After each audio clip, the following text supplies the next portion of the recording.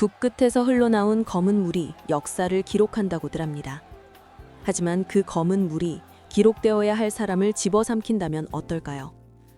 어둠이 짙게 깔린 궁궐, 그 중에서도 가장 고요해야 할 집현전에서 벌어진 기이한 이야기. 부슬진 자들의 숨통을 조여오는 검은 공포의 실체를 확인하시기 전 채널 구독과 좋아요를 눌러주신다면 이 기묘한 기록을 끝까지 함께 하실 수 있습니다. 자, 그럼 촛불을 켜고 그날 밤의 집현전으로 들어가 보겠습니다. 경복궁의 밤은 낮과는 전혀 다른 얼굴을 하고 있습니다. 낮 동안 학자들의 낭낭한 글 읽는 소리와 격렬한 토론으로 뜨겁게 달아올랐던 집현전도 해가 떨어지고 나면 마치 거대한 무덤처럼 차가운 침묵 속에 잠기곤 합니다. 사관인 제게 이 시간은 고단하면서도 유일하게 숨을 쉴 수 있는 시간이기도 했습니다. 임금님의 거동을 쫓아 하루 종일 붓을 놀리느라 굳어버린 어깨를 두드리며 저는 흐릿해져가는 촛불 심지를 가위로 잘라내고 있었습니다. 창호지 문 너머로 들려오는 것은 오직 스산한 바람 소리와 멀리서 들리는 순나군의 발자국 소리뿐이어야 했습니다. 그래요, 마땅히 그래야만 했습니다. 오늘따라 유난히 먹냄새가 비리구나. 저는 코끝을 맴도는 비릿한 향기에 인상을 찌푸리며 중얼거렸습니다. 최고급 송현묵을 쓰는데 이런 냄새가 날 리가 없는데 말입니다. 마치 오래된 우물 밑바닥에서 올라오는 듯한 습하고 역겨운 냄새였습니다. 저는 붓을 내려놓고 자리에서 일어났습니다. 옆방, 서고 쪽에서 무언가 둔탁한 소리가 들렸기 때문입니다. 쿵 하고 무언가 바닥으로 떨어지는 소리, 그리고 뒤이어 들려오는 질척거리는 소리. 누구 있어? 김학사! 아직 퇴청하지 않은 게요? 대답은 없었습니다. 평소 서책에 파묻혀 밤을 새우기 일쑤였던 김학사이기에 을에 책이라도 떨어뜨린 줄 알았습니다. 하지만 침묵이 길어질수록 등줄기를 타고 오르는 서늘한 예감을 지울 수 없었습니다. 저는 촉대를 들고 복도로 나섰습니다.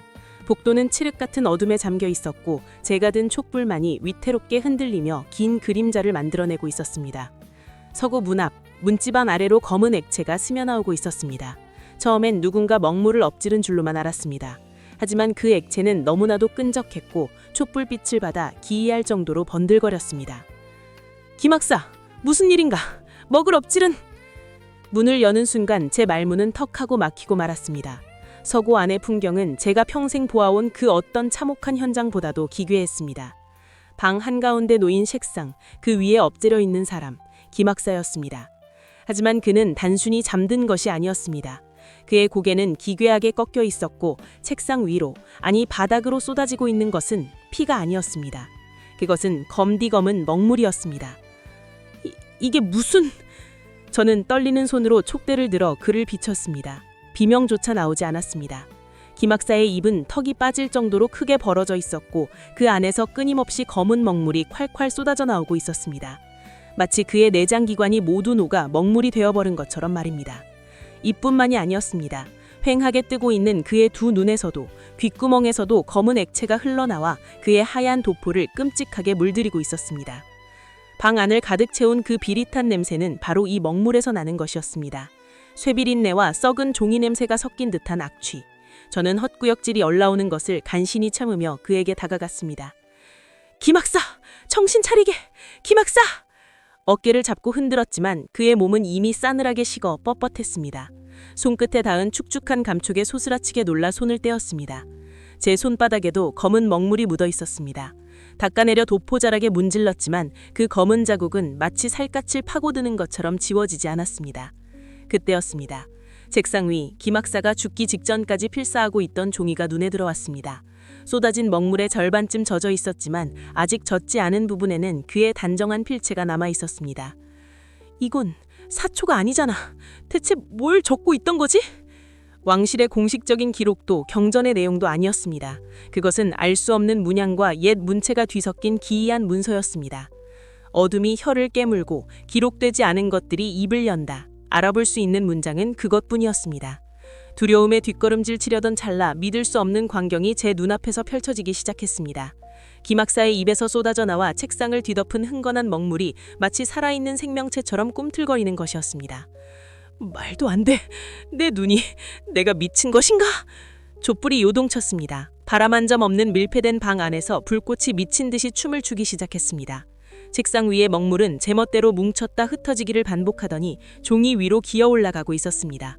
그것은 단순히 번지는 현상이 아니었습니다. 수천 마리의 검은 개미떼가 대열을 맞추듯 먹물은 스스로 글자의 형태를 갖춰가고 있었습니다. 사각, 사각, 사각. 붓도 없이 사람의 손도 없이 오직 액체 그 자체가 종이를 긁는 듯한 소리가 귓가를 파고들었습니다. 멈춰! 멈추란 말이다! 저는 공포에 질려 소리쳤지만 제 목소리는 허공에 흩어질 뿐이었습니다. 눈앞의 먹물은 제 절규를 비웃기라도 하듯 더 빠르게 움직였습니다. 김학사의 죽은 눈동자가 저를 응시하는 것만 같았습니다. 보라, 똑똑히 보라고 말하는 듯했습니다. 종이 위에 선명하게 드러난 글자들, 그것은 세상에 존재해서는 안 될 저주였고 동시에 경고였습니다. 혀를 자른 자, 붓을 꺾은 자, 진실을 삼킨 자, 그 배를 갈라 검은 피를 토하게 하리라. 제가 저도 모르게 그 문장을 소리내어 읽은 순간 김학사의 시신이 쿨럭 하고 다시 한번 거대한 양의 먹물을 토해냈습니다. 그 검은 액체는 바닥으로 떨어져 제 발취로 순식간에 몰려들었습니다. 도망쳐야 한다. 뇌가 명령을 내렸지만 다리는 바닥에 뿌리를 박은 듯해 움직이지 않았습니다. 쿵, 쿵, 쿵. 제 심장 소리가 지편전의 고요를 찢을 듯 크게 울렸습니다. 누구냐? 대체 누가 이런 짓을? 제 물음에 답을 한 것은 사람이 아니었습니다. 책상 위에 먹물이 다시 한번 꿈틀거리더니 이번에는 글자가 아닌 기괴한 형상을 만들어내기 시작했습니다.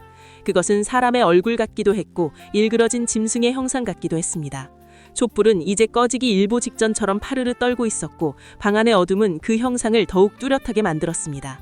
사관으로서 평생을 진실만을 기록하겠다 맹세했던 저 유는 생전 처음으로 기록할 수 없는, 아니 기록해서는 안 될 공포와 마주하고 있었습니다.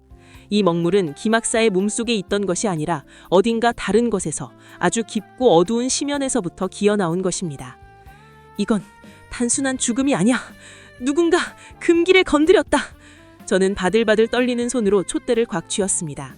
손바닥의 땀 때문에 촛대가 미끄러울 지경이었습니다. 발밑까지 차오른 검은 기운이 제 발목을 휘저으려는 듯 넘실거렸습니다. 그때 밖에서 들려오던 순나군의 발자국 소리도 뚝 끊겼습니다. 완벽한 고립, 완벽한 단절. 이 방 안에 있는 것은 죽은 자와 죽음보다 더한 공포를 목격한 산자, 그리고 스스로 움직이는 저주받은 먹물. 김학사가 필사하던 그 비밀 문서는 무엇이었을까요? 그는 왜 이 늦은 밤 남들 몰래 그것을 옮겨 적고 있었는가? 그리고 그 대가로 왜 자신의 모든 것을 검은 물로 토해내고 죽어야만 했을까요? 내가 알아야 한다. 이것이 무엇인지, 이 죽음이 무엇을 의미하는지. 사관의 본능이 공포를 억누르고 고개를 들었습니다. 기록해야 한다. 그것이 아무리 참혹한 진실이라 할지라도. 저는 떨리는 손으로 아직 먹물이 채 덮지 못한 종이의 귀퉁이를 잡았습니다. 종이는 축축하고 차가웠습니다. 마치 시신의 피부처럼 말이죠. 제가 문서를 집어드는 순간 책상 위에 흩어져 있던 먹물방울들이 일제히 튀어올라 제 얼굴을 향해 날아들었습니다. 으악! 저는 외마디 비명과 함께 뒤로 넘어졌습니다. 촛대가 바닥에 떨어져 뒹굴었고 불은 꺼져버렸습니다. 칠흑 같은 어둠 속에서 저는 느낄 수 있었습니다. 사방에서 들려오는 끈적한 소리, 사각, 사각, 질척, 질척. 먹물이 저를 향해 기어오고 있었습니다. 어둠 속에서 김학사의 시신이 웃고 있는 것만 같은 환청이 들렸습니다. 아니, 그것은 환청이 아니었을지도 모릅니다. 어둠에 적응되지 않은 눈을 억지로 부릅뜨면서 저는 뒷걸음질했습니다. 오지마, 오지 마라! 하지만 그 검은 존재들은 멈추지 않았습니다. 그것은 단순한 액체가 아니었습니다. 원한이었고 저주였으며 잊혀진 자들의 절규였습니다. 저는 본능적으로 알 수 있었습니다. 오늘 밤 제가 이 문을 열고 나가지 못한다면 내일 아침 발견될 또 하나의 시신은 바로 제가 될 것이라는 사실을요. 입과 눈에서 검은 물을 쏟아내며 죽어있는 기록하는 자의 비참한 최후. 저는 어둠 쪽을 더듬어 문고리를 잡았습니다. 열려라, 제발! 손끝에 차가운 쇠무치의 감촉이 닿았습니다. 문을 박차고 복도로 뛰어나왔을 때 제 뒤에서는 쏴하는 소리가 들렸습니다. 마치 파도가 치듯 방 안의 모든 먹물이 문을 향해 쇄도하는 소리였습니다. 저는 뒤도 돌아보지 않고 달렸습니다. 지편전의 긴 복도가 오늘따라 끝이 보이지 않았습니다. 제 손에는 구겨진 종이 조각 하나가 쥐어 있었습니다. 김학사의 죽음을 맞바꾼 단서, 그리고 이제 시작될 저주받은 기록의 첫 페이지였습니다. 거친 흠을 몰아쉬며 달리는 제 머릿속에는 오직 하나의 생각뿐이었습니다. 이 침급한 먹물의 정체를 밝혀야 한다. 그렇지 않으면 조선의 모든 역사가 검게 물들어버릴지도 모른다는 섬뜩한 이해감. 시작이다. 이것은 끝이 아니라 시작이야. 달빛조차 스며들지 않는 지편전의 뜰 한 구석에 저는 헐떡이는 씀을 고르며 손에 준 종이를 내려다보았습니다. 어둠 속에서도 희미하게 보이는 글자들, 그것은 단순한 글자가 아니었습니다. 저를 이 지옥 같은 미스터리의 반가운데로 끌어들이는 초대장이었습니다. 먹을 토하고 죽은 학자, 스스로 움직이는 글자, 그리고 그 뒤에 숨겨진 거대한 음모. 과연 유는 이 기이한 죽음의 진실을 밝혀내고 살아남을 수 있을까요? 아니면 그 역시 검은 먹물의 희생양이 되어 역사 속으로 사라지게 될까요? 제1장, 먹을 토하는 학자, 그 서막이 이제 막 올랐습니다. 다음 장에서 윤이 마주하게 될 또 다른 공포가 궁금하시다면, 그리고 이 비밀스러운 기록을 계속 열람하고 싶으시다면 구독과 좋아요를 잊지 마세요. 여러분의 관심이 촛불이 되어 어둠을 밝혀줄 것입니다. 새벽의 푸르스름한 기운이 창호지 문틈으로 스며들기도 전이었지만 대제학의 집무실에는 무거운 침묵과 타는 냄새만이 감돌았다. 방금 전까지 내가 목숨을 걸고 가져온 사초가 화로 속에서 붉은 혀를 날름거리며 재로 변하고 있었다. 그 종이 위에 꿈틀거렸던 살아있는 검은 핏줄 같던 글자들은 불길 속에서 비명이라도 지르는 듯 기이하게 뒤틀리더니 이내 검은 연기가 되어 허공으로 흩어졌다. 나는 타오르는 불길을 멍하니 바라보다가 떨리는 손을 꽉 쥐며 고개를 들었다. 눈앞에 앉은 대제학은 미동조차 하지 않은 채 찻잔을 입으로 가져가고 있었다. 그의 얼굴에는 그 어떤 놀라움도 두려움도 서려 있지 않았다. 오직 지독할 정도로 차분한 권태만이 묻어날 뿐이었다. 자네가 본 것은 헛것이다. 찻잔을 내려놓는 소리가 유난히 크게 울렸다. 하지만 영감, 분명히 보셨지 않습니까? 글자가 종이 위를 기어다녔습니다. 단순히 먹이 번진 것이 아닙니다. 그것은 스스로 움직이며 문장을 만들고 또 스스로를 지웠습니다. 이것은 변괴입니다. 당장 상감마와께 고하고 조사를... 이보게. 낮고 묵직한 목소리가 내 말을 잘랐다. 그는 천천히 몸을 일으켜 내 앞으로 다가왔다. 그의 그림자가 나를 덮쳤다. 늙은 학자의 눈동자는 촛불에 비쳐 기이하게 번들거렸다. 지금 도성한 인심이 흉흉하다. 3일 전 떨어진 별똥별 때문에 민심이 요동치고 있어. 그런데 여기에 사관이라는 자가 귀신 들린 먹물이니 기어다니는 글자니 하는 헛소리를 적어 올린다면 어찌 되겠는가. 조정의 기강이 흔들리고 전하의 심기만 어지럽힐 뿐이다. 하오나 사관의 도리는 있는 그대로를 기록하는 것입니다. 괴이한 일일수록 더욱 상세히 적어 후대의 경계를 삼아야 하지 않습니까? 그 사초를 태우신 것은 역사를 지우신 것과 같습니다. 역사는 살아남은 자들이 만드는 것이다. 쓸데없는 공포를 조장하여 혼란을 야기하는 것은 기록이 아니라 요설에 불과해. 오늘 자네가 가져온 것은 곰팡이가 핀 종이에 불과했고 자네는 과로로 헛것을 본 것이다. 그리 알고 물러가게. 영감! 더 이상 입을 놀리면 자네의 사관직 첩을 거두는 것으로 끝나지 않을 걸세. 이 일은 없었던 것이다. 입 밖에도 내지 말게. 축객령은 단호했다. 나는 입술을 깨물며 뒷걸음질 쳤다. 화로 속에서 완전히 사그라든 종이의 잔해가 잿빛가루가 되어 날렸다. 그것은 마치 진실이 권력 앞에서 무기력하게 바스라지는 모습과도 같았다. 방을 나와 복도를 걸으면서도 나는 가슴 깊은 곳에서 끓어오르는 분노와 억울함을 억누를 수 없었다. 등 뒤로 닫힌 문 너머에서 대제학이 누군가에게 낮은 목소리로 지시를 내리는 소리가 들리는 듯했다. 단순히 덮으려는 게 아니다. 그는 무언가를 알고 있다. 그 무덤덤한 반응은 처음 보는 것에 대한 반응이 아니었다. 나는 서고로 돌아가는 대신 발걸음을 돌려 사고의 깊숙한 곳, 평소에는 출입이 엄격히 통제되는 별관 쪽으로 향했다. 밤 공기는 차가웠지만 내 이마에는 식은땀이 흐르고 있었다. 사관으로서의 본능이 경고음을 울리고 있었다. 기록되지 않은 진실은 사라진다. 만약 그 기이한 먹물이 정말로 위험한 것이라면, 그리고 그것이 대제학이 말한 3일 전의 별똥별과 어떤 연관이 있다면 누군가는 반드시 이것을 남겨야 했다. 그것이 내 목숨을 갉아먹는 일이 될지라도 말이다. 별관의 문은 굳게 닫혀 있었지만 낡은 경첩은 헐거웠다. 나는 주위를 살핀 뒤 품에 숨겨둔 쇠붙지로 문고리를 조심스럽게 땄다. 끼익 하는 소리가 정적을 찢었지만 다행히 경비병들의 인기척은 없었다. 안으로 들어서자 묵은 종이 냄새와 비릿한 쇠 냄새가 코를 찔렀다. 이곳은 최근에 들어온 기이한 물건이나 분류가 끝나지 않은 잡다한 기록들을 임시로 보관하는 곳이었다.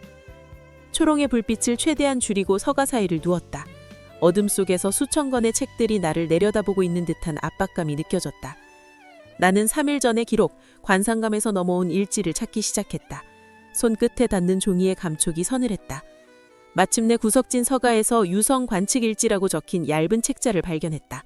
떨리는 손으로 책장을 넘겼다. 융희 2년 5월 14일 해시, 북동쪽 하늘에서 붉은 꼬리를 가진 별이 떨어짐. 낙하지점은 창덕궁 후원 북쪽 숲. 흙이 파이고 나무가 탔지만 불길은 없었고 검은 돌이 발견됨. 그 돌은 만지면 차갑고 물에 넣으면 검은 액체를 뿜어냄. 검은 돌, 그리고 검은 액체. 숨이 턱 막혀왔다. 일지의 다음 장은 찢겨 나가 있었다. 누군가 이리도적으로 내용을 은폐한 것이 분명했다. 나는 초롱불을 더 가까이 들이대고 찢겨진 단면을 살폈다. 그때였다. 스스스. 등 뒤에서 무언가 끌리는 소리가 들렸다. 바람 소리도 아니고 쥐가 지나가는 소리도 아니었다. 그것은 마치 젖은 붓이 종이 위를 달릴 때 나는 소리와 흡사했다. 하지만 훨씬 더 지척이고 무거웠다. 나는 천천히 고개를 돌렸다. 어둠에 잠긴 서가 사이 바닥에 놓여있던 한 개의 벼루가 눈에 들어왔다. 그 벼루는 비어 있어야 했다. 하지만 지금 그곳에서는 검고 찐득한 액체가 끊임없이 흘러나와 바닥을 적시고 있었다. 누구냐? 내 목소리는 형편없이 떨리고 있었다. 대답은 없었다. 대신 바닥에 고인 검은 액체가 꿈틀거리기 시작했다. 액체는 제멋대로 뭉치더니 마치 뱀처럼 길게 늘어지며 나를 향해 기어오기 시작했다. 그것은 단순한 액체가 아니었다. 액체의 표면에서는 끊임없이 알 수 없는 문자들이 떠올랐다가 사라지기를 반복했다. 고대 문자 같기도 하고 짓늘어진 짐승의 발톱 자국 같은 형상들이 먹물 속에서 아우성치고 있었다. 나는 뒷걸음질 쳤다. 하지만 등 뒤는 막혀있는 서가였다. 그 살아있는 먹은 내가 쥐고 있는 그 기록 일지를 노리는 듯했다. 아니, 정확히는 그 일지를 쥐고 있는 내 손, 그리고 내 몸을 원하는 것이었다. 놈이 속도를 높였다. 찰박거리는 소리가 귓가를 때렸다. 오지 마라! 나는 들고 있던 부통을 집어던졌다. 부통은 먹물 덩어리에 맞고 튕겨나갔지만 놈은 멈추지 않았다. 오히려 흩어진 먹물방울들이 각각 작은 벌레처럼 변해 사방에서 나를 포위해왔다. 공포가 이성을 마비시키려 하는 찰나였다. 놈의 선단이 내 신발 위로 올라왔다. 차가운 냉기가 발등을 뚫고 뼈까지 스며드는 것 같았다. 으아! 나는 비명을 지르며 발을 털어냈지만 찐득한 먹물은 떨어지지 않았다. 오히려 그것은 천을 파고들어 내 살갗을 향해 침투해 들어오고 있었다. 살이 타들어가는 고통이 느껴졌다. 놈은 내 피부를 종이 삼아 무언가를 새기려 하는 것이었다. 내 몸을 숙주로 삼아 자신들의 저주받은 문장을 완성하려는 것처럼 말이다. 고통 속에서 나는 가닥에 주저앉았고 손에 들고 있던 초롱이 위태롭게 흔들렸다. 그때 초롱 안에 촛불이 크게 일렁이며 불꽃이 튀었다. 칙! 내 발등을 파고들던 먹물이 날카로운 파열음을 내며 뒤로 물러섰다. 마치 뜨거운 인도에 데인 짐승처럼 검은 액체는 격동아 요동치며 연기를 피워올렸다. 놈이 물러난 자리에는 시커먼 자국만 남았고 고통은 여전했지만 침투는 멈췄다. 나는 거친 숨을 몰아치며 초롱을 다시 꽉 쥐었다. 불빛이 닿는 곳마다 놈들은 혐오스러운 소리를 내며 어둠 속으로 숨어들어갔다. 빛을 무서워하는구나. 나는 떨리는 목소리로 중얼거렸다. 어둠 속에 꿈틀거리는 저 형물들은 글자이면서도 동시에 어둠 그 자체였다. 빛이 닿으면 문장은 읽히고 그 의미는 고정된다. 놈들은 고정되기를 거부하는 혼돈이었다. 명확한 빛 아래서 자신들의 형태가 드러나는 것을 견디지 못하는 것이었다. 나는 초롱을 무기처럼 앞으로 내밀었다. 불빛이 닿는 반경 안으로 놈들은 감히 접근하지 않고 서가의 그림자 속에서 웅크린 채 슉슉거리는 소리만 내뱉었다. 그 소리는 마치 100명의 사람이 동시에 속삭이는 저주 같은 소리였다. 식은땀이 눈을 찔렀지만 닦을 여유조차 없었다. 나는 벽을 등지고 천천히 출구를 향해 움직였다. 이건 단순한 몬스터가 아니다. 문자가 먹이 인간을 사냥하려 한다. 이 사실을 알려야 했다. 대제학은 이미 알고 있었을지도 모른다. 그가 사초를 태운 것은 단순히 정치적인 이유가 아니라 이 존재를 자극하지 않기 위함이었거나 혹은 이 존재와 모종의 계약을 맺었기 때문일 수도 있다는 불길한 생각이 스쳐 지나갔다. 별똥별이 떨어진 그날 밤 대제학은 어디에 있었는가? 나는 초롱을 든 알이 저리 오는 것을 느끼며 간신히 별관의 문을 열고 밖으로 뛰쳐나왔다. 차가운 밤 공기가 폐부 깊숙이 들어왔지만 발등에 남은 검은 흉터는 여전히 욱신거렸다. 나는 찢어진 일지의 조각을 품 안 깊은 곳에 찔러 넣었다. 이것이 유일한 증거였다. 기록해야 한다. 내가 살아있는 한 놈들의 정체를 낱낱이 밝혀 적어야 한다. 나는 어둠 속에 잠긴 규장각의 전경을 돌아보았다. 겉으로 보기엔 평온한 학문의 대당이었지만 그 안에는 이제 인간의 언어로는 설명할 수 없는 이질적인 존재가 또아리를 들고 있었다. 놈은 빛을 두려워하지만 밤은 길고 서구의 어둠은 깊다. 내 붓끝이 놈들의 속도보다 빨라야만 나는 살아남을 수 있을 것이다. 나는 피 묻은 발을 절뚝이며 내 거처로 향했다. 오늘 밤은 결코 잠들 수 없을 것이다. 등불을 최대한 밝게 켜고 놈들이 내 피부에 새기려 했던 그 튼겨로운 문양이 무엇이었는지부터 기억해내야 했다. 밤하늘에는 달조차 구름에 가려 보이지 않았고 멀리서 들려오는 야경꾼의 딱딱이 소리만이 나의 생존을 알리는 유일한 신호처럼 공허하게 울려 퍼졌다. 놈들은 서고 안에만 있는 것이 아닐지도 모른다. 이미 도성 어딘가, 어쩌면 대제학의 붓끝에도 이미 그들이 깃들어 있을지도 모른다는 공포가 내 목을 조여왔다. 나는 초롱불을 가슴에 품듯 끌어안고 달렸다. 이것은 전쟁이었다. 칼과 창이 아닌 빛과 먹물의 전쟁이 시작된 것이다. 어둠은 궁궐의 가장 깊숙한 곳에서부터 번져나오고 있었다. 밤의 정막을 깨는 것은 오로지 나의 거친 숨소리와 옷자락이 스치는 소리, 그리고 손에 쥔 붓이 떨리며 나는 미세한 마찰음뿐이었다. 사관으로서의 삶은 기록하는 것이 전부였다. 왕의 숨결 하나, 농담 한마디, 심지어 침묵조차도 글자로 남겨 역사라는 거대한 강물에 흘려보내는 것이 나의 소명이자 존재 이유였다.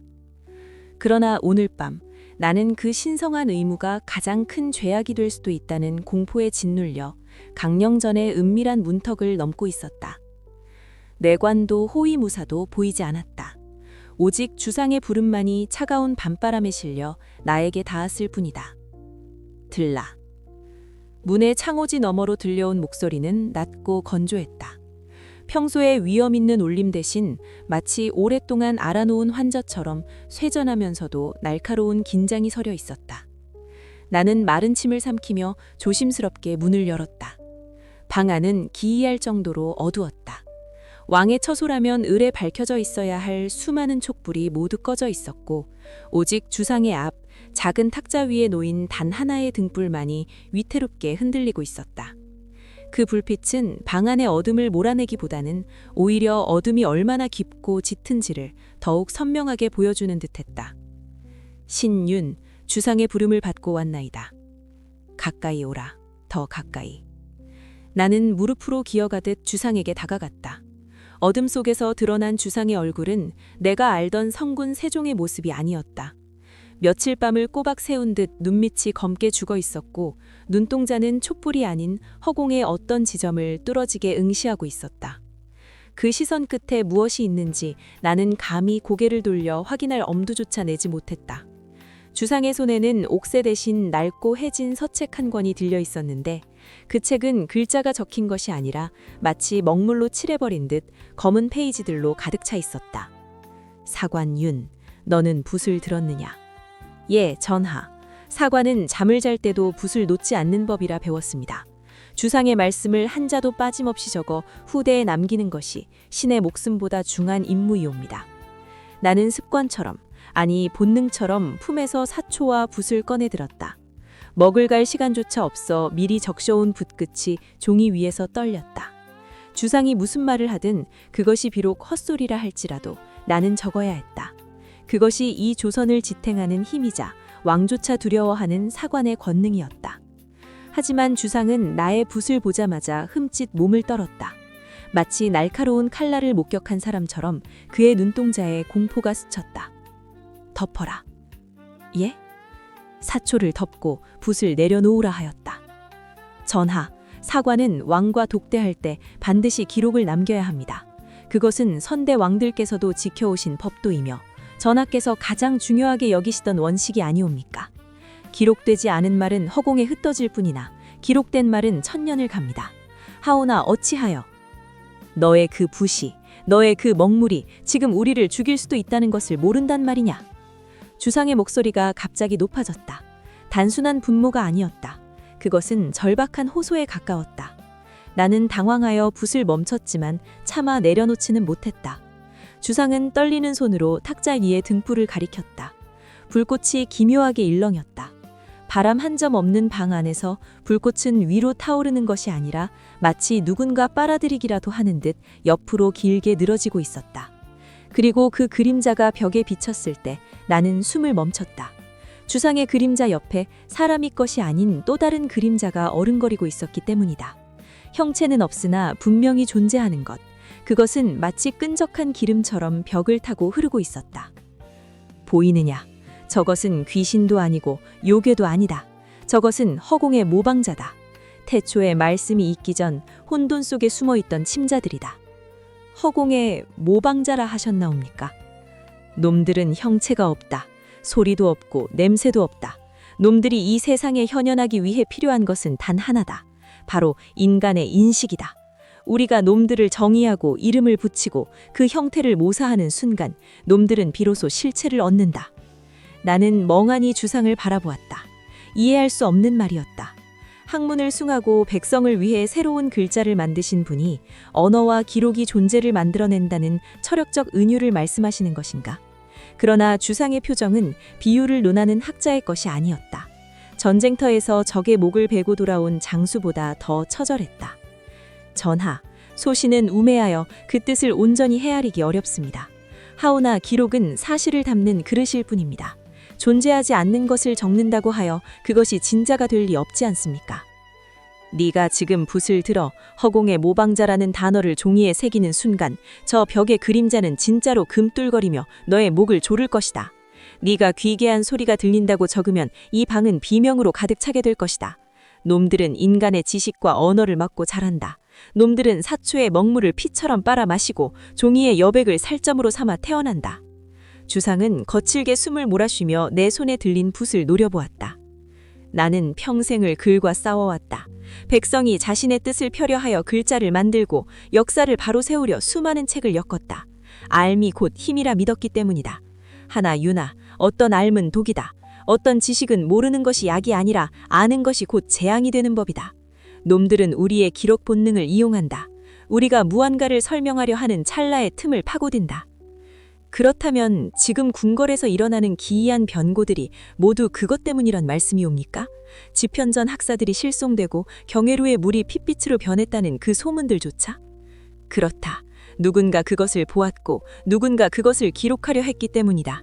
실송된 학사는 그 놈의 모습을 묘사한 시를 짓다가 그 시 속으로 끌려 들어갔고 경회로의 물은 그것을 본 궁녀가 물이 피 같다고 뱉어낸 말 한마디 때문에 변한 것이다. 말이 시가 된다는 속담은 비유가 아니라 놈들에게는 생존 법칙이다. 내 등줄기에 식은땀이 흘러내렸다. 사관의 붓끝이 이토록 무겁게 느껴진 적이 없었다. 나는 무의식적으로 붓을 종이에 대려 했다. 이 충격적인 사실을, 이 불가해한 왕의 고백을 적어야 한다는 강박이 내 손을 지배했다.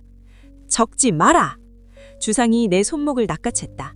늙고 병든 왕의 악력이라고는 믿을 수 없을 만큼 강한 힘이었다. 이것은 어명이다. 사관 윤, 너는 오늘 밤 이 방에서 들은 모든 것을, 본 모든 것을 기록하지 말라. 너의 머릿속에만 담아두라. 아니, 머릿속에서도 지워버려라. 네가 붓을 놀려 허공의 모방자라는 단어를 종이에 새기는 순간 놈은 이 방을 넘어 도성 전체를 집어삼킬 것이다. 전하, 사관은 역사의 죄인이 될 수 없습니다. 만약 훗날 이 일이 다시 벌어진다면 후대 사람들은 무엇을 보고 대비할만 말입니까? 기록이 없으면 경계도 할 수 없습니다. 놈들의 존재를 낱낱이 파헤쳐 적어두어야 하만 훗날 누군가 놈들을 물리칠 방도를 찾을 게 아닙니까? 그 오만이 놈들을 불러들였다. 우리가 놈들을 파악했다고 믿는 순간 놈들은 우리의 지식체계 안으로 들어온다. 놈들을 이기는 유일한 방법은 무시다. 존재하지 않는 것처럼 취급하는 것이다. 기록되지 않은 역사는 사라진다. 놈들도 그렇게 사라지게 두어야 한다. 전하, 하오나, 이것은 왕으로서의 명령이자 한 인간으로서의 애원이다. 제발 붓을 꺾어라. 주상의 눈에서 눈물 한 방울이 흘러내렸다. 나는 충격에 휩싸여 주상을 바라보았다. 천하를 호령하고 만물의 이치를 탐구하던 성군이 고작 기록 하나를 두려워하여 사관에게 애원하고 있었다. 나는 갈등했다. 사관의 도리는 진실을 기록하는 것이다. 하지만 그 진실이 세상에 재앙을 불러온다면 기록함으로써 진실이 왜곡되고 실체가 없는 괴물에게 육신을 부여하는 꼴이 된다면 그것을 참된 기록이라 할 수 있는가? 벽에 비친 그림자가 춤을 추듯 커져만 갔다. 마치 내가 붓을 들어 자신의 이름을 써주길 기다리는 어린아이처럼 혹은 먹이를 기다리는 맹수처럼 그림자는 내 손끝을 주시하고 있었다. 방 안의 공기가 점점 희박해졌다. 숨을 들일 때마다 폐부로 들어오는 것은 산소가 아니라 오래된 책에서 나는 곰팡이내와 썩은 먹물 냄새였다. 나는 떨리는 손으로 붓을 들어 올렸다. 붓 끝에는 검은 먹물이 맺혀 뚝뚝 바닥으로 떨어지고 있었다. 그 검은 얼룩이 마치 괴물의 눈동자처럼 나를 올려다보았다. 써야 하는가, 쓰지 말아야 하는가. 사관의 붓은 칼보다 무섭다 했으나 이제 그 붓은 칼이 되어 우리 자신의 목을 겨누고 있었다. 주상은 내 손을 잡고서 놓지 않았다. 그의 손은 얼음장처럼 차가웠지만 그 안에 담긴 의지는 불덩이처럼 뜨거웠다. 약속해라. 아무것도 적지 않겠다고. 이 밤은 역사에 존재하지 않는 밤이 되어야 한다. 나는 입술을 깨물었다. 비릿한 피맛이 입안에 퍼졌다. 평생을 믿어온 신념이 뿌리채 흔들리는 소리가 들렸다. 나는 천천히, 아주 천천히 고개를 끄덕였다. 하지만 내 손은 여전히 붓을 놓지 못했다. 나의 이성은 왕의 명령을 따르라 외치고 있었지만 사관의 본능은 필사적으로 저항하고 있었다. 그때였다. 탁자 위의 촛불이 퍽 소리를 내며 꺼졌다. 완벽한 어둠이 찾아왔다. 그리고 그 어둠 속에서 주상의 목소리도 바람 소리도 아닌 젖은 종이가 찢어지듯한 기괴한 소리가 귓가에 속삭였다. 써라. 나를 기록해라. 그 소리는 내 머릿속에 울리는 환청인가? 아니면 저 어둠 속에 도사린 실체인가? 나는 공포에 질려 붓을 꽉 쥐었다. 어둠 속에서 주상의 거친 호흡 소리가 들려왔다. 듣지 마라, 유나. 그것은 언어가 아니다. 소리가 아니다. 하지만 들립니다, 전하. 너무나 선명하게 들립니다. 제 손이 멋대로 움직이려 합니다. 안 된다. 주상이 어둠 속에서 나를 덮쳤다. 우리는 엉겨부터 바닥을 굴렀다. 붓이 내 손에서 튕겨나가 어딘가로 굴러가는 소리가 들렸다. 하지만 곧바로 사각거리는 소리가 집현전의 긴 회랑에는 평소와는 다른 종류의 침묵이 흐르고 있었다. 밤의 적막이라기보다는 무언가가 숨을 죽이고 먹잇감을 노려보는 듯한 끈적하고 무거운 정적이었다. 닫혀 있어야 할 창호 문틈 사이로 비릿한 묵향이 새어나왔다. 그것은 종이에 스며든 먹의 냄새가 아니었다. 썩어가는 고기와 오래된 서책이 뒤엉켜 뿜어내는 죽음이 지식의 탈을 쓴 악취였다. 죽은 학자의 육신을 집어삼킨 그림자는 이제 단순히 어둠 속에 숨는 짐순이 아니었다. 놈은 학자의 뇌리에 박혀있던 방대한 지식과 왕실의 법도 그리고 언어의 미세한 결까지 흡수해버렸다. 회랑을 지키던 군관들의 눈동자가 흔들리고 있었다. 그들은 손에 쥔 창대를 떨며 서로의 얼굴을 곁눈질했다. 분명 전하께서는 침전에 드셨다. 내관이 불을 끄고 나오는 것을 확인했고 호위무사들이 겹겹이 에워싸고 있었다. 하지만 집현전 안쪽 가장 깊은 곳에 위치한 서고에서 들려오는 목소리는 그 모든 상식을 부정하고 있었다. 낮고 위험 있는 음성, 쇳소리 하나 섞이지 않은 오직 이 나라의 지존만이 낼 수 있는 그 무게감 있는 발성이 문 너머에서 울려 퍼지고 있었다. 물러가라 하였다. 내 홀로 확인해야 할 것이 있으니 누구도 들이지 말라. 군관들은 얼어붙은 채 움직이지 못했다. 그것은 명령이었다. 거역할 수 없는 왕의 언어였다. 그때 회랑 끝에서 거친 숨을 몰아쉬며 달려온 자가 있었다. 검자루를 쥔 소나기가 하얗게 질려 있었다. 그는 주저하는 군관들을 거칠게 밀치고 굳게 닫힌 서고문 앞을 가로막았다. 비키시오. 저 안에 있는 것은 전하가 아닙니다. 하지만 윤종사관, 분명 전하의 오금이셨네. 승경원 일기를 급히 찾으신다며. 승정원 일기는 왕이라 해도 사관의 입회 없이는 열람할 수 없는 법입니다. 전하께서 국법을 어기면서까지 한밤중에 홀로 이곳에 오실 리가 없소. 그의 일갈에 군관들의 눈빛에 의혹이 서리기 시작했다. 그러나 문 안쪽에서 들려오는 목소리는 그 의혹마저 비웃듯 더욱 선명해졌다. 이윤인가? 자네의 충심은 가상하나 지금은 비상한 시국이다. 요물이 궁을 배회하고 있으니 기록을 살펴 그 근원을 찾으려는 것이다. 어서 문을 열라. 소름이 돋을 만큼 완벽했다. 억양의 높낮이, 말끝을 맺을 게의 호흡, 심지어 평소 전하께서 아랫사람을 달래듯 부드럽게 낮추시는 그 특유의 자애로운 어조까지 똑같았다. 하지만 그 완벽함이 오히려 독이었다. 놈은 흉내내고 있었다. 학자의 기억 속에 저장된 가장 왕다운 말투를 끄집어내어 조합하고 있는 것이다. 검을 뽑아든 채 문을 박차고 들어갔다. 그 순간 서고 안을 비추던 수십 개의 촛불이 동시에 꺼졌다. 바람 한 점 없는 밀실에서 일어난 일이었다.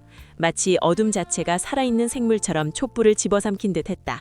순식간에 시야가 차단되었다.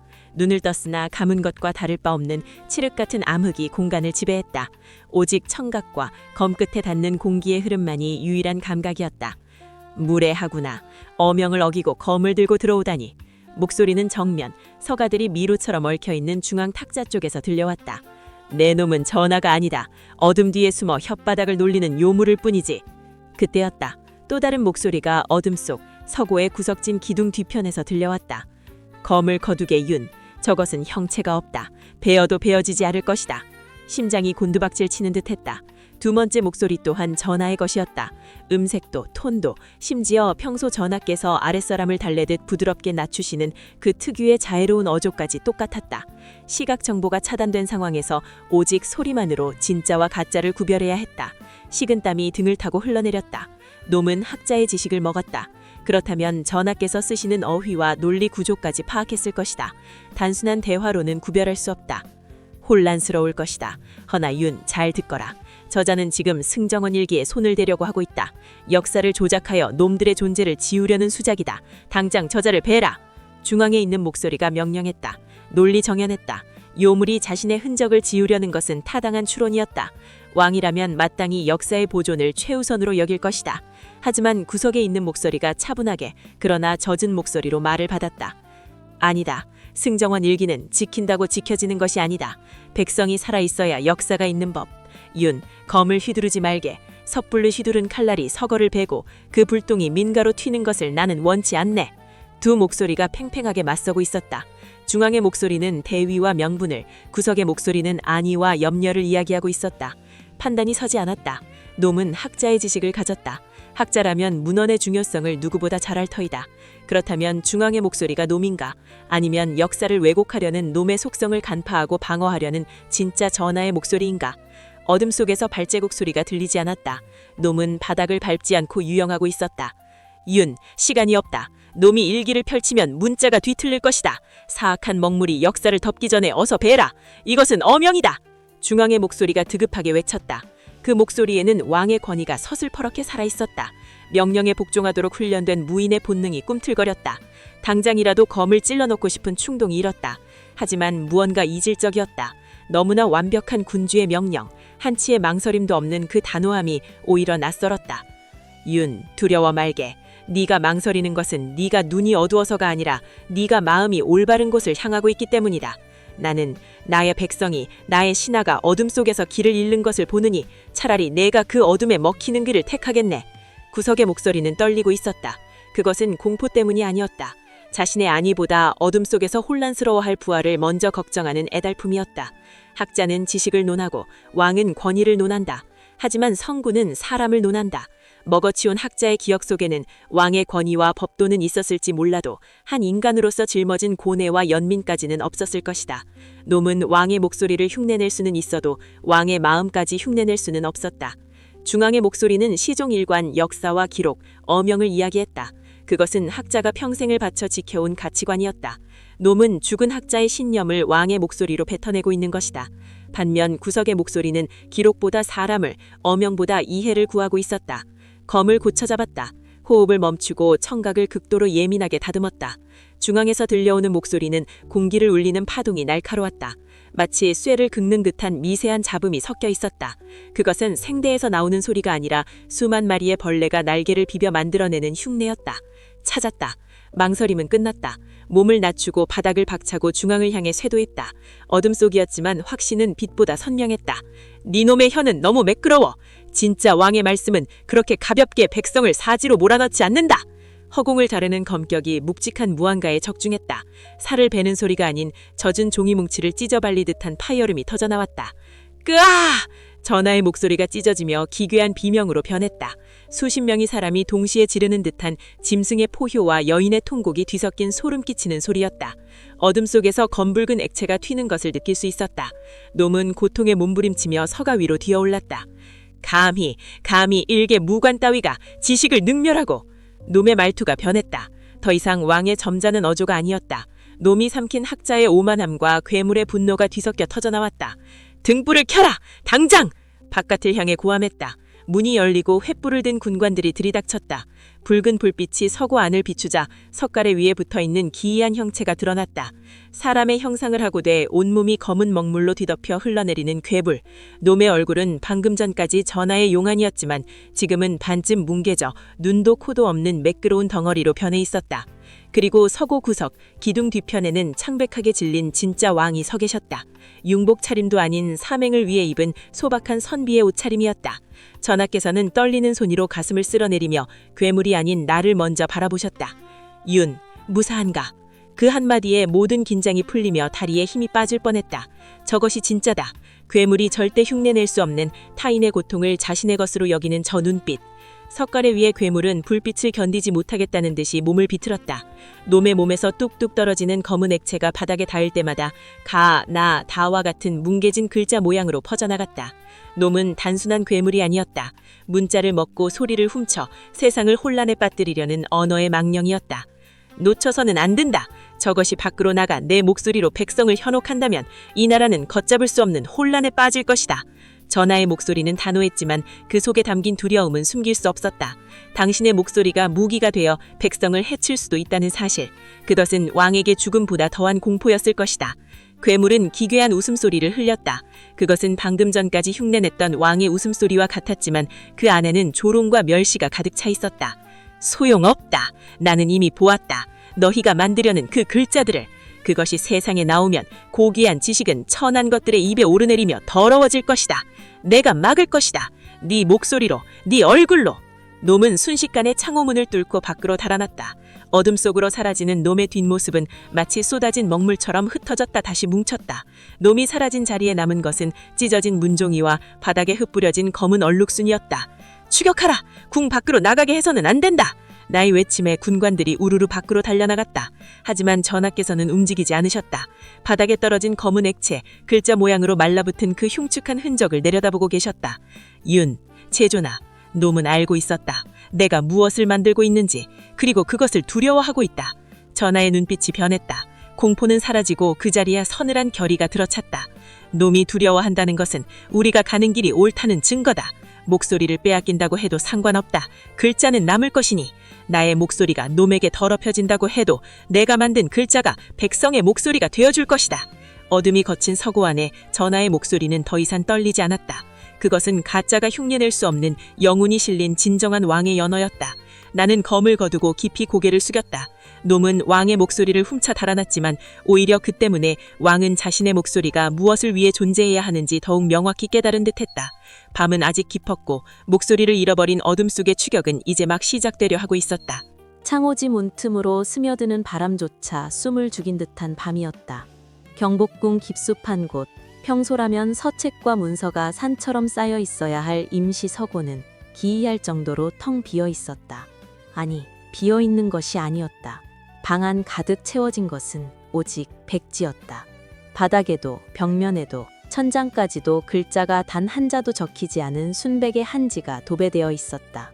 그것은 마치 죽은 자를 염습하는 수의처럼 서늘하고도 창백한 광경이었다. 방 한가운데에는 덩그러니 놓인 화로와 그 곁에 위태롭게 쌓인 책 더미가 있었다.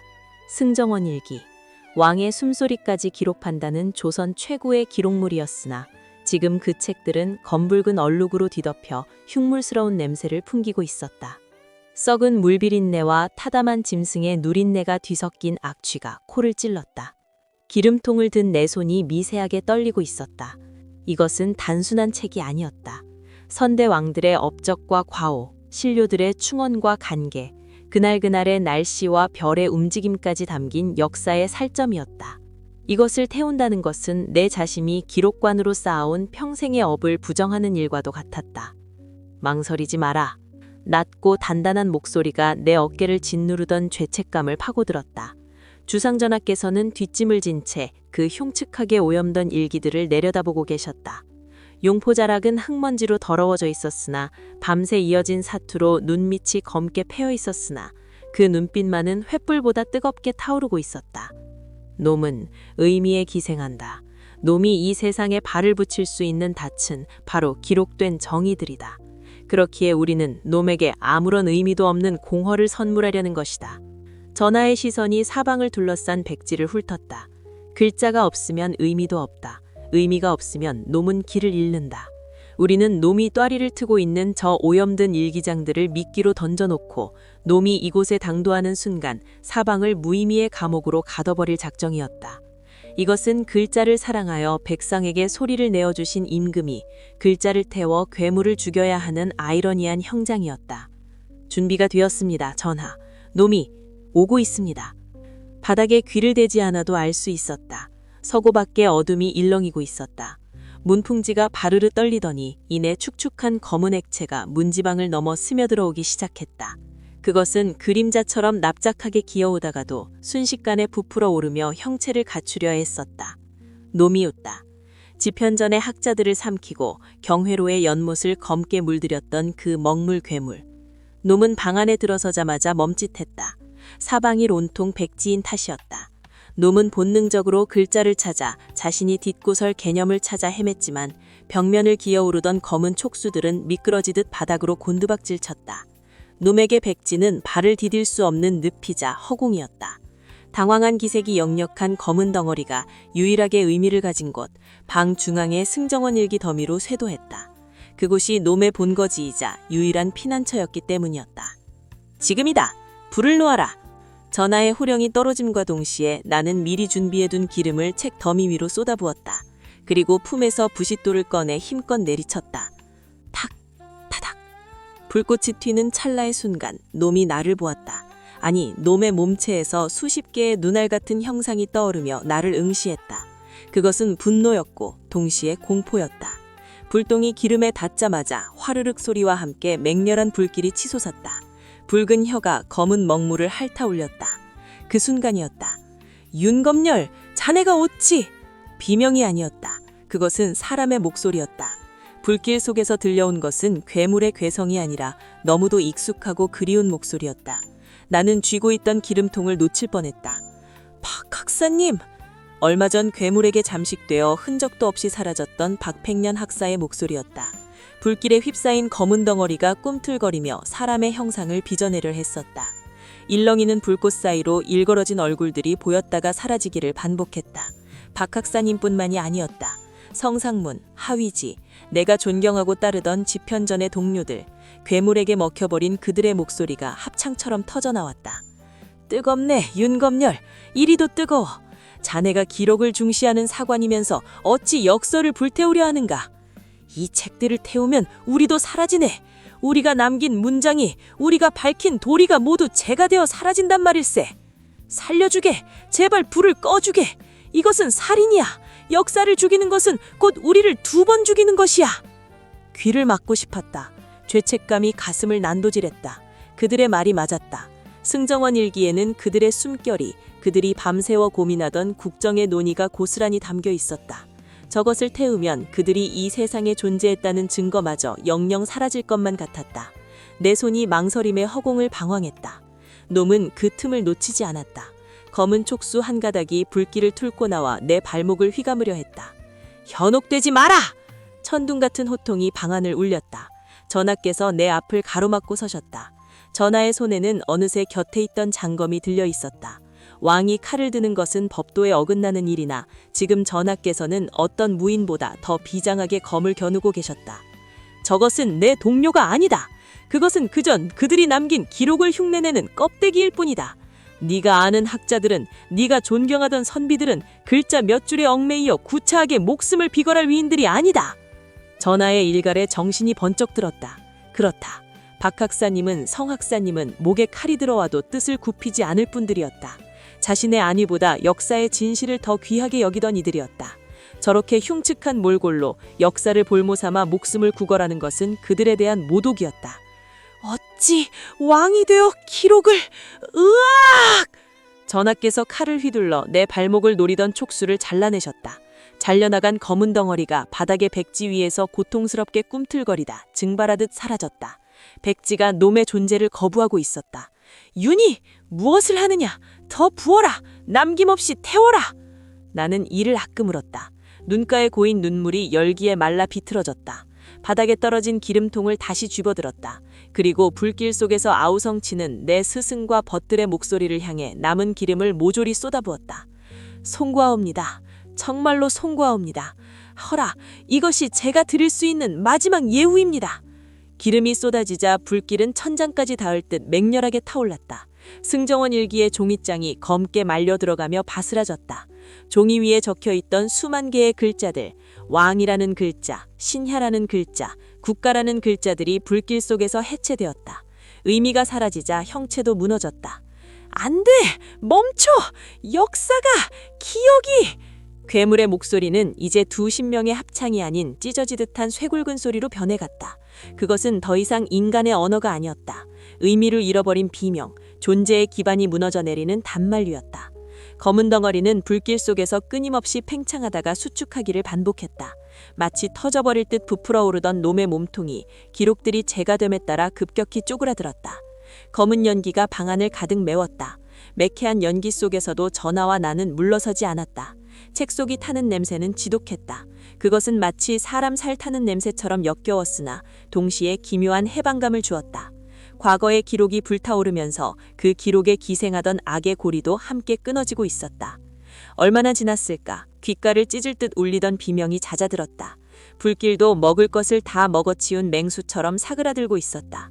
방 한가운데에는 한 줌의 재와 아직도 시뻘건 불씨를 머금고 있는 쇳덩어리들만이 남아 있었다.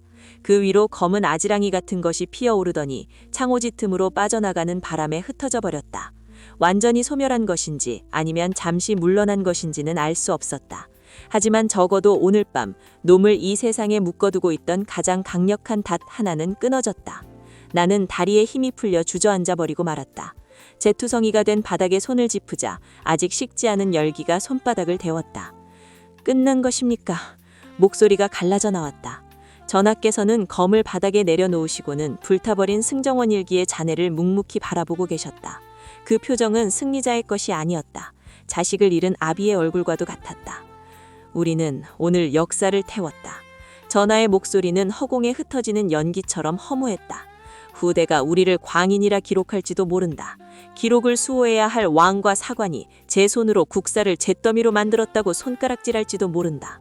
전하께서 천천히 몸을 돌아 나를 내려다보셨다. 그 흘림이 묻은 용포는 더 이상 위험 있어 보이지 않았으나 그 눈빛만은 깊은 슬픔 속에서도 명료하게 빛나고 있었다. 허나 윤희, 기억하라. 썩은 살을 도려내지 않으면 새살이 돋지 못함을. 우리는 죽은 기록을 태워 살아있는 백성을 구한 것이다. 나는 떨리는 손으로 바닥을 짚고 일어나 전하를 향해 깊이 고개를 숙였다. 명심하겠습니다. 사방을 둘러싼 백지는 여전히 새하얀을 유지하고 있었다. 그 순백한 공간이 이제는 무섭도록 시리게 느껴졌다. 우리는 불타버린 검은 재와 아무것도 쓰여있지 않은 흰 종이 사이에 덩그러니 남겨졌다. 글자가 사라진 공간에서 우리는 비로소 살아남았다는 안도감과 지울 수 없는 상실감을 동시에 맛보았다. 창밖으로 희미하게 새벽빛이 스며들고 있었다. 하지만 우리의 밤은 그리고 글자와의 전쟁은 아직 끝나지 않았음을 재 속에 숨어있는 불씨가 묽은 눈을 뜨며 말해주었다. 밤하늘을 집어삼킬 듯 맹렬하게 타오르던 붉은 불길이 거짓말처럼 사그라들기 시작했습니다. 그것은 누군가 물을 끼얹어 끈 것이 아니었습니다. 마치 허공에 난 보이지 않는 구멍이 그 거대한 열기를 단숨에 빨아들인 것과도 같았습니다. 경외로 앞마당을 가득 채웠던 그 기괴하고도 압도적인 검은 형체는 더 이상 존재하지 않았습니다. 놈은 자신이 태어난 근원인 먹물처럼 흩어졌고 이내 차가운 밤바람에 실려 흔적조차 남기지 않고 사라져버렸습니다. 남은 것은 오직 바닥에 뒹구는 잿더미와 코끝을 찌르는 매캐한 그을음 냄새, 그리고 폭풍이 지나간 뒤의 적막뿐이었습니다. 세상의 모든 소리를 먹어치운 듯한 그 침묵 속에서 왕과 젊은 사관은 한동안 꼼짝도 할 수 없었습니다. 방금 눈앞에서 벌어진 일이 현실인지 아니면 과로에 지친 뇌가 만들어낸 집단 환각인지 분간할 수 없었기 때문입니다. 하지만 그들의 옷자락에 묻은 검은 재와 아직도 심장을 옥죄어오는 공포는 이것이 명백한 현실임을 직면하고 있었습니다. 가셨습니까? 젊은 사관의 목소리는 갈라져서 거의 들리지 않을 정도였습니다. 그는 다리가 풀려 주저앉을 뻔한 것을 겨우 버티며 허공을 응시하고 있는 왕의 등 뒤로 조심스럽게 다가갔습니다. 왕은 대답하지 않았습니다. 그저 놈이 사라진 그 텅 빈 공간을 마치 아직도 그곳에 무언가 남아있기라도 한 것처럼 뚫어지게 바라보고 있을 뿐이었습니다. 왕의 어깨는 미세하게 떨리고 있었습니다. 그것은 공포 때문이었을까요? 아니면 자신이 만들어낸 문자가 불러온 이 초자연적인 재앙에 대한 경외감 때문이었을까요? 한참의 시간이 흐른 뒤에야 왕은 깊은 한숨과 함께 고개를 돌렸습니다. 달빛을 등진 왕의 얼굴은 몹시도 지쳐 보였으나 그 눈빛만은 갓 갈아낸 칼날처럼 서늘하게 빛나고 있었습니다. 돌아가자. 밤이 너무 길구나. 두 사람은 말없이 편전으로 발길을 옮겼습니다. 타박, 타박. 흙을 밟는 발소리가 유난히 크게 울렸습니다. 궁궐을 지키는 군사들도 시중을 드는 내관들도 모두 깊은 잠에 빠져 있는지 궁하는 기이할 정도로 조용했습니다. 마치 이 세상에 오직 두 사람만이 깨어있는 것 같았습니다. 편전 안으로 들어서자 익숙한 묵향이 그들을 반겼습니다. 하지만 방금 전까지 안락하게 느껴졌던 그 냄새가 이제는 놈의 비릿한 살냄새와 겹쳐져 사관의 속을 울렁거리게 만들었습니다. 사관은 떨리는 손으로 촛불을 다시 밝혔습니다. 흔들리는 불빛 아래 흩어져 있던 종이들이 눈에 들어왔습니다. 백성들을 위해 만들어진 세상에서 가장 쉬운 글자들이 적힌 종이들. 사관은 본능적으로 책상 앞으로 다가갔습니다. 그는 사관이었습니다. 왕의 일거수일도적을 기록하고 역사에 남길 진실을 적어야 하는 의무를 가진 자였습니다. 오늘 밤 일어난 이 기이하고도 충격적인 사건은 역사서에 반드시 기록되어야만 하는 중대한 일이었습니다. 사관은 벼루에 물을 붓고 먹을 갈기 시작했습니다. 슥, 슥. 먹이 갈리는 소리가 고요한 방안을 채웠습니다. 하지만 평소와 달리 그 소리는 마치 뼈를 깎는 소리처럼 날카롭고 불안하게 들렸습니다. 검은 먹물이 벼루 가득 고이자 사관은 붓을 들었습니다. 붓끝을 먹물에 적시는 그의 손이 걷잡을 수 없이 떨렸습니다. 무엇부터 적어야 한단 말인가? 문자를 탐하는 요괴가 나타났다고 적어야 할까? 아니면 왕이 만든 문자가 하늘의 뜻을 거슬러 괴물을 불러냈다고 적어야 할까? 붓을 쥔 손에 힘이 들어갔습니다. 흰 종이 위로 검은 먹물 한 방울이 툭 떨어져 번져나갔습니다. 그것은 마치 놈의 눈동자처럼 보였습니다. 사관은 마른 침을 삼키며 붓을 움직이려 했습니다. 모년, 모월, 모일, 밤, 경회로 해서 바로 그때였습니다. 멈추거라. 낮지만 단호한 왕의 목소리가 사관의 손을 묶어버렸습니다. 사관은 깜짝 놀라 고개를 들었습니다. 왕은 책상 건너편에 서서 사관이 쥐고 있는 붓을 내려다보고 있었습니다. 왕의 표정은 알 수 없었습니다. 분노도 슬픔도 아닌 그저 깊은 고뇌만이 주름진 미간에 서려 있었습니다. 전하, 저는 사관입니다. 보고 들은 것을 기록하지 않는다면 그것은 직무유기오이옵니다. 오늘 밤의 일은 훗날 이 글자를 사용하는 후대에게 경종을 울리기 위해서라도 반드시 남겨야 합니다. 무엇을 남기려느냐? 우리가 이해할 수 없는 공포를? 아니면 이 문자가 저주받았다는 기록을? 왕은 천천히 다가와 사관이 쥐고 있던 붓대를 덮어 잡았습니다. 왕의 손은 따뜻했지만 그 압력은 강했습니다. 사관은 저항할 수 없었습니다. 왕은 붓을 사관의 손에서 부드럽게 빼앗아 들었습니다. 그리고는 벼루에 고인 먹물을 한참 동안 바라보았습니다. 검은 먹물 속에 왕의 얼굴이 비쳤습니다. 이 글자는 백성들의 것이다. 굶주리고 억울한 자들이 자신의 뜻을 펼치게 함이었다. 헌데 태어나기도 전에 괴물을 불러낸 문자라는 낙인이 찍혀 역사에 기록된다면 누가 감히 이 글자를 배우려 하겠느냐. 하오나 전하, 진실을 덮을 수는 없습니다. 그것이 설령 흉측한 괴물일지라도 그것 또한 역사의 일부 아닙니까? 진실이라. 너가 본 것이 진실이더냐? 아니면 우리가 느낀 두려움이 진실이더냐? 사관, 때로는 기록하지 않음으로써 지켜지는 진실도 있는 법이다. 오늘 밤의 일은 우리 두 사람의 기억 속에만 있어야 한다. 그래야만 이 글자가 살아남는다. 왕의 목소리에는 거부할 수 없는 비장함이 담겨 있었습니다. 그것은 단순히 사실을 은폐하려는 권력자의 아집이 아니었습니다. 자신이 만든 문자가 자신의 백성들이 누려야 할 빛이 어둠에 잠식되지 않기를 바라는 창조자의 처절한 보호 본능이었습니다. 왕은 들고 있던 붓을 씻는 물그릇에 담갔습니다. 맑았던 물 속으로 검은 먹물이 안개처럼 퍼져나갔습니다. 마치 경회로에서 사라졌던 그 괴물의 연기처럼 먹물은 물과 함께 섞이며 희미해지고 갔습니다. 보아라, 먹은 물을 만나면 흐려지고 결국엔 맑아진다. 오늘 밤의 공포도 이와 같을 것이다. 기록하지 않으면 잊혀질 것이고 잊혀지면 존재하지 않았던 것이 된다. 오직 글자만이 백성들의 입과 손끝에서 영원히 남을 것이다. 사관은 왕이 붓을 씻는 모습을 멍하니 바라보았습니다. 붓 끝에서 빠져나온 검은 기운이 완전히 사라질 때까지 왕은 붓을 놓지 않았습니다. 마침내 붓이 깨끗해지자 왕은 그것을 필통에 꽂지 않고 사관에게 건넸습니다. 깨끗하게 씻겨진 붓, 아직 아무것도 쓰지 않고 그리고 앞으로도 오늘 밤의 일에 대해서는 영원히 침묵하게 될 붓이었습니다. 사관은 그 붓을 두 손으로 받아들었습니다. 묵직했습니다. 기록해야 할 의무보다 침묵해야 할 책임이 더 무겁게 느껴졌습니다. 오늘의 사초는 비워두거라. 왕은 그 한마디를 남기고 돌아섰습니다.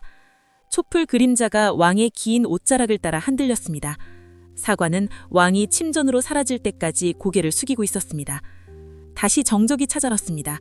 사관은 책상 위에 놓인 하얀 종이를 내려다보았습니다. 먹물 한 방울 튀지 않은 눈부시게 하얀 여백. 그는 다시 붓을 들었지만 끝내 먹을 찍지 못했습니다. 대신 그는 떨리는 손으로 붓을 깨끗이 닦아 갈무리했습니다. 그리고 그날의 일기는 단 한 줄도 적히지 않은 채 텅 빈 여백으로 남겨졌습니다.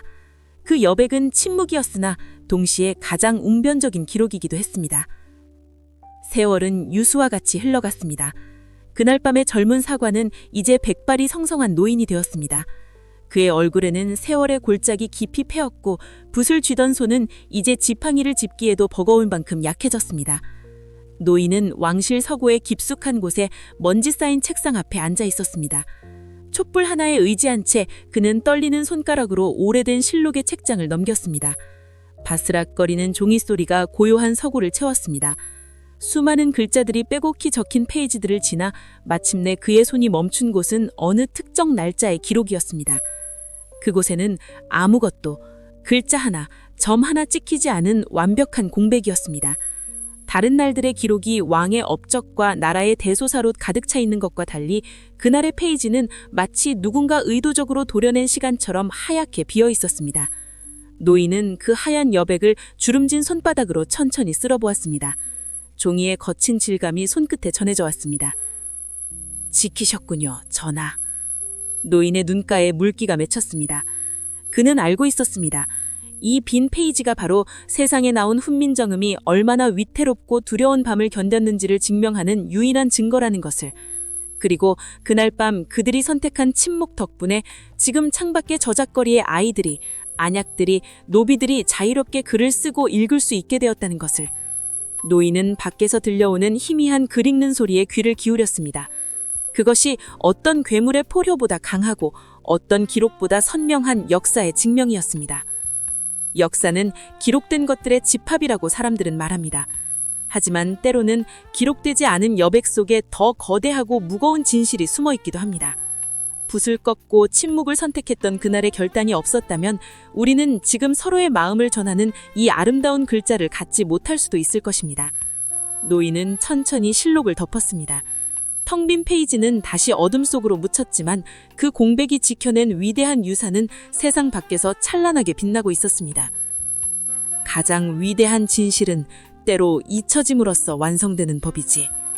노인의 독백이 촛불 연기처럼 흩어집니다. 화면은 서서히 멀어지며 서고에 홀로 앉은 노인의 뒷모습을 비춥니다. 그리고 그 너머로 시대를 넘어 오늘날 우리가 쓰고 있는 한글들이 밤하늘의 별처럼 수놓아지며 이야기는 막을 내립니다. 여러분, 오늘까지 총 6개의 챕터로 이어진 긴 이야기, 한글, 그 붉은 밤의 기록을 끝까지 함께 해주셔서 진심으로 감사합니다. 우리가 너무나 당연하게 쓰고 있는 이 한글이 어쩌면 기록되지